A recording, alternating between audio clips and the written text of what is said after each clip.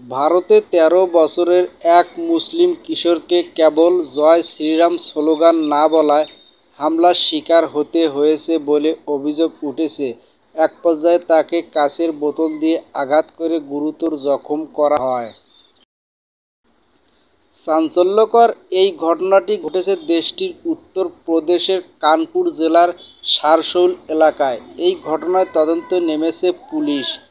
শনিবার ১৯ এপ্রিল এক প্রতিবেদনে এই তথ্য জানিয়েছে সংবাদ মাধ্যম মুসলিম মিরর। প্রতিবেদন অনুযায়ী মহারাজপুর থানার অন্তর্গত সারসৌল এলাকায় ওই কিশোরকে কয়েকজন সমবয়সী শিশু ঘিরে ধরে। প্রথমে তাদের পায়ে হাত দিয়ে বলে, সে রাজি না হওয়ায় তারা তাকে জয় শ্রীরাম বলার জন্য চাপ দেয়।